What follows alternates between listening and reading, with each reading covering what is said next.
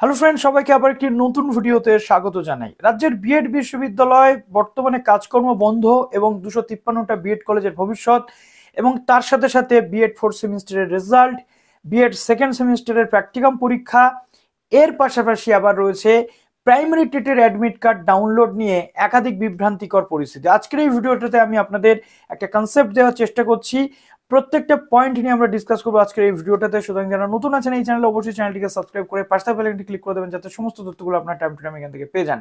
তো একদম প্রথমে আমরা বিএড বিশ্ববিদ্যালয়ের যে বর্তমান সিচুয়েশন সেটা নিয়ে কথা বলবো। প্রথমত শিক্ষামন্ত্রীর একটা বক্তব্য উঠে এসেছে, যেখানে শিক্ষামন্ত্রী বলছেন যে বিএড বিশ্ববিদ্যালয় বন্ধ করে রাখার এই যে বক্তব্য বা এই যে পথ অবলম্বন, এটাকে তিনি একদমই ঠিকঠাক ভাবে দেখছেন না। প্রবলেম হতেই পারে ইউনিভার্সিটিতে, প্রবলেম হতেই পারে বিভিন্ন জায়গাতে, বাট তার জন্য ইউনিভার্সিটির কার্যকলাপ বন্ধ করে রাখতে হবে এই মতে তিনি বিশ্বাসী নন। এবং এই নিয়ে তিনি রেজিস্ট্রারের উদ্দেশ্যেও কতগুলো কথা বলেছেন। WBUTTEPA বা বাবাসাহেব আম্বেদকর এডুকেশন ইউনিভার্সিটি রেজিস্ট্রারের ব্যাপারে তিনি কিন্তু মন্তব্য করেছেন। তো আমরা চাইবো খুব দ্রুততার সাথে যাতে এই সমস্যা মেটে। এবার অনেকে প্রশ্ন করেছেন লাস্ট ভিডিও থেকে যে দাদা, ইউনিভার্সিটির কার্যকলাপ বন্ধ, 23-25-এর অ্যাডমিশন পোর্টাল কি নতুন করে ওপেন হবে? এটা নিয়ে এখনো কিছু বলা যাচ্ছে না, ধোঁয়াশা রয়েছে। কয়েকটা দিন গেলে আমরা পুরো বিষয়টা কিন্তু বুঝতে পারবো। এর সাথে সাথে রয়েছে 21-23 ব্যাচ, যারা বিএড 21-23 ব্যাচ 4th সেমিস্টার রয়েছেন, তাদের এক্সাম হয়ে গেছে বেশ কিছুদিন হয়েছে, অর্থাৎ অনেক দিনই হয়েছে এক্সাম হয়ে গেছে। বাট এক্সাম হওয়ার পর যে রেজাল্ট পাবলিশ হয় 4th সেমিস্টারের বা বিএড কমপ্লিটেশনের যে রেজাল্ট, সেটা কবে পাবলিশ হবে এই নিয়ে অনেকে দুশ্চিন্তার মধ্যে রয়েছেন। কারণ ইউনিভার্সিটির কার্যকলাপ বন্ধ মানে রেজাল্টের উপরেও তার এফেক্ট পড়তে বাধ্য। কারণ ইউনিভার্সিটি নিজেই বলেছে যে পরীক্ষা ব্যবস্থা, রেজাল্টের সিস্টেম সমস্ত কিছুই কিন্তু ইউনিভার্সিটির ডে টু ডে লাইফের কাজের মধ্যে পড়ে। তো ইউনিভার্সিটির কার্যকলাপ যদি বন্ধ থাকে, এই সমস্ত দিকে কাজ কিন্তু বন্ধ থাকবে। তো সেই জন্যে আমাদের এখনো পর্যন্ত যেমনটা তথ্য রয়েছে যে রেজাল্ট নিয়ে কোনো নতুন আপডেট নেই। ইউনিভার্সিটি স্বাভাবিকভাবে আবার রান করতে শুরু করলে রেজাল্ট নিয়ে আমরা সেখান থেকে অবশ্যই তথ্য পাবো। তবে আশা করব 23-25-এর এই অ্যাডমিশন রিলেটেড ম্যাটার এর জন্য যেন আগের ক্যান্ডিডেটগুলো সাফার না করে, তাদের রেজাল্ট থেকে শুরু করে তাদের এক্সামগুলো এক এক করে নিয়ে নেওয়া হোক এবং রেজাল্ট অবশ্যই পাবলিশ করে দেওয়া হোক, যাতে করে এই ক্যান্ডিডেটগুলো বিএড কমপ্লিট করে তারা একটা নির্দিষ্ট জায়গাতে পৌঁছতে পারে। আর দ্বিতীয়ত যেটা বলার রয়েছে সেটা হচ্ছে যে 23-25-এর পোর্টাল ওপেন হবে কিনা এখনো পর্যন্ত কনফার্মেশন নেই। অনেকে প্রশ্ন করছেন যে কমেন্ট সেকশনে দেখতে পাচ্ছি যে বিভিন্ন কলেজ যারা ভর্তি করাতে পারেনি সেখানে আপনারা আপনাদের যে ভর্তির জন্য কিছু টাকা বুকিং করে রেখেছিলেন, সিট বুকিং করেছিলেন, সেই টাকাগুলো ফেরত পাওয়া যাবে কি যাবে না। কলেজ যদি অ্যাফিলিয়েশন না পায়, কলেজ যদি ক্যান্ডিডেটদেরকে অ্যাডমিশন করাতে না পারে, এটা কলেজের দায়বদ্ধতা প্রত্যেকটা ক্যান্ডিডেটকে উইদাউট এনি কশন মানি প্রত্যেকটা টাকা ফেরত দিতেই হবে। তার কারণ অ্যাডমিশন না করাতে পারলে টাকাটা ফেরত দেওয়াটাই বাঞ্ছনীয়।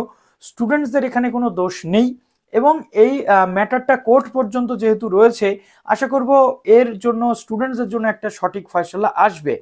তবে একটা গুরুত্বপূর্ণ পয়েন্ট বলি, অনেক কলেজ এরকমটা হতে পারে যারা টাকা ফেরত দিচ্ছে না, তারা আশাবাদী যে তাদের এই যে ইউনিভার্সিটির সাথে সমস্যাটা মিটে যাবে, তারা অ্যাফিলিয়েশন পাবে এবং পুনরায় তারা অ্যাডমিশনটা করাতে পারবে, সেই জন্য টাকা ফেরত দিচ্ছে না, এটাও হতে পারে। বাট এই জন্য অনেক ক্যান্ডিডেটের কিন্তু আবার একটা বছর লস হওয়ারও জায়গাতে রয়েছে। কেন জায়গাতে রয়েছে? বিশেষ করে কিছু কলেজ যারা অ্যাফিলিয়েশন পায়নি তারা স্টুডেন্টসদেরকে স্ট্যাক করে রেখে দেওয়া হচ্ছে, তাদের টাকাটাকে আটকে রেখে দেওয়া হচ্ছে এবং সেই স্টুডেন্টসগুলো যে কলেজে অ্যাফিলিয়েশন রয়েছে সেখানে গিয়ে যে পুনরায় ভর্তির চেষ্টা করবে সেটাও করতে পারছে না। সেটা যদি করতে পারেও, টাকা যদি রিফান্ড করেও দেওয়া হয়, তথাপি তাদের কাছে সুযোগ থাকছে না। কেন সুযোগ থাকছে না? এখন তো পোর্টালটাই বন্ধ, থার্ড ফেজ অ্যাডমিশনের পর পোর্টাল বন্ধ হয়ে গেছে, এবং যে কলেজে সিট রয়েছে, অ্যাফিলিয়েশনও রয়েছে, সেখানেও স্টুডেন্টসগুলো যেতে পারছে না।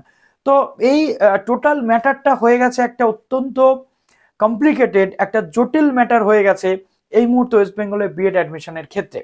এবার আপনাদেরকে বলবো টেটের অ্যাডমিট কার্ড রিলেটেড একাধিক ভিডিও আমরা গতকাল থেকে দেখে আসছি। অ্যাডমিট কার্ড ডাউনলোড হচ্ছে, অ্যাডমিট কার্ডের লিঙ্ক ওপেন হয়ে গেছে, এই নিয়ে অনেকে আমাকে প্রশ্ন করছেন। আপনাদের আমি বলবো অ্যাডমিট কার্ড ডাউনলোড প্রসেস শুরু হলে আমি ভিডিও দিয়ে দেবো, যেমনটা গত বছর দিয়েছিলাম। বলা হয়েছিল গতকাল থেকে অ্যাডমিট কার্ড ডাউনলোড করা যাবে, বাট অ্যাডমিট কার্ডের যে ওয়েবসাইটটি রয়েছে আমরা বারবার দেখতে পাচ্ছি সেখানে ক্লিক করলে পুনরায় সেই প্রথম হোম পেজে নিয়ে চলে যাচ্ছে। তো এখনো পর্যন্ত সাকসেসফুলি অ্যাডমিট কার্ড কেউ ডাউনলোড করতে পেরেছে বলে আমার মনে হয় না। অনেকে বলছেন যে এই জায়গাতে আমরা দেখতে পাচ্ছি, ভিডিওতে দেখতে পাচ্ছি, সেই ভিডিওগুলোর দায়বদ্ধতা সম্পূর্ণ তাদের, সেই নিয়ে আমার কোনো বক্তব্য নেই।